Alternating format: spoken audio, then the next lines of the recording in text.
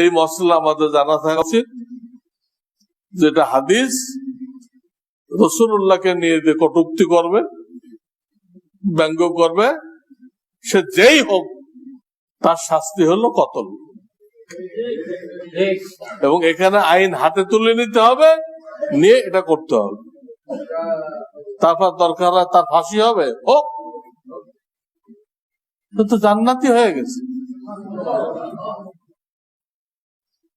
ফাঁসি দিয়ে এই মুহূর্তে তাকে জান্নাতে পৌঁছাই দিল। ফাঁসি না দিলেও দেরি হইতো জান্নাতে যাইতে, এই মুহূর্তে পৌঁছাই দিল, জান্নাতি হয়ে গেছে, জান্নাতে চলে যাও। মুসলমান কি ফাঁসির ভয় পায়? তাহলে সে মুসলমান? মুসলমান তো একমাত্র আল্লাহকে ভয় পায়। নবীদেরকে দে ঠাট্টা বিদ্রুপ করবে, তাদেরকে কতল করা হবে। আর নবীদের মানে অনেকগুলো ঘটনা ঘটছে, নবীদেরকে নিয়ে ঠাট্টা বিদ্রুপ করা হয়েছে, কোন না কোন মুসলমান তাকে কতল করে দিচ্ছে, একদম কতল করে দিচ্ছে। হুজুরের কাছে বিচার আসছে, হুজুর বলছেন আল্লাহর ফয়সালা এটাই, নবীদের এই মশলা আমাদের জানা থাকা উচিত, যেটা হাদিস রাসূলুল্লাহকে নিয়ে যে কটূক্তি করবে, ব্যঙ্গ করবে, সে যেই হোক তার শাস্তি হলো কতল।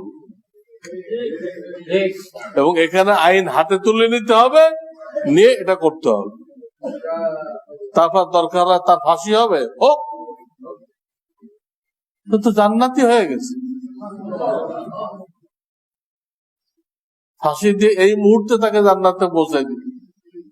ফাঁসি না দিলেও দেরি হইতো জান্নাতে যাইতে, এই মুহূর্তে পৌঁছাই দিল, জান্নাতি হয়ে গেছে, জান্নাতে চলে যাও। মুসলমান কি ফাঁসির ভয় পায়? তাহলে সে মুসলমান?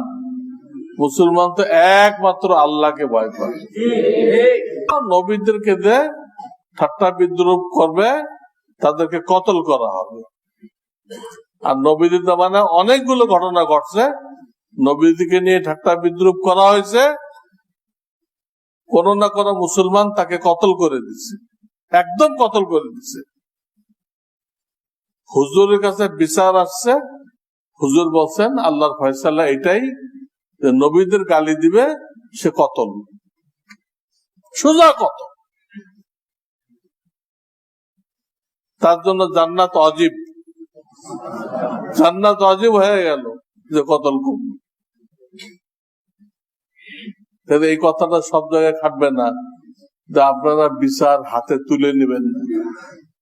এখানে হাতে তুলে নিতে বলা হয়েছে, বিচার হাতে তুলে নাও, নিয়ে তোমার সর্বশক্তি ব্যয় করো, করে রসুলের দুশ্মনকে শায়েস্তা করো। তো আলহামদুলিল্লাহ কোন মুসলমান ভাই এই দায়িত্ব আদায় করে দিচ্ছে, কোন মুসলমান ভাই দায়িত্ব পালন করছে, ওর কল্লা উড়াই দিচ্ছে, জমিন ওর থেকে পাক করে দিচ্ছে। আমি থাকি বা না থাকি কোনো পরোয়া নেই, কিন্তু এই লোকেরে আল্লাহ জমিনে রাখা যাবে না।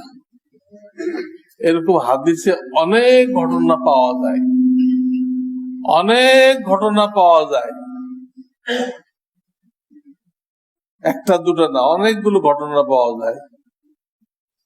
কারোর স্ত্রী, কারোর বাপ, এরকম আর কি, তারা রাসূলুল্লাহকে সমালোচনা করত, গালি দিত। তো তার স্বামী বা ছেলে যারা আছে তারা বুঝাইতো, খবরদার এটা করবে না, ওকে নিষেধ করবে। তারা মানত না, আবারও করত। তখন সে বাপ হইলেও কতল করে দিছে, স্ত্রী হইলেও কতল করে দিছে, কোনো কথা নেই, কতল। তারপর এটা রসুলের দরবারে মামলা হয়েছে যে কতল হয়ে গেল, তার আত্মীয় স্বজনরা মামলা করছে এই ঘটনা। নবীজি এই মামলা খারেজ করে দিচ্ছেন যে আমার আল্লাহর বিধান এটা, কোন নবী রসুলকে যে গালি দিবে, ব্যঙ্গ করবে, তাকে কতল করা হবে। শুধু নবীজি বলছে আমার সাথে খাস না, যে কোন নবী, লক্ষাধিক নবী আসছে, এর যে কোন নবীকে গালি দিবে, ব্যঙ্গ করবে, ঠাট্টা করবে, মজাক করবে, তার শাস্তি এই। মান শাতামাল আম্বিয়া কুতিল। এই আম্বিয়া নবীর বহু বচন, কাজে নিজের কথা বলেন নাই, সকল নবীর কথা বলছেন। এদেরকে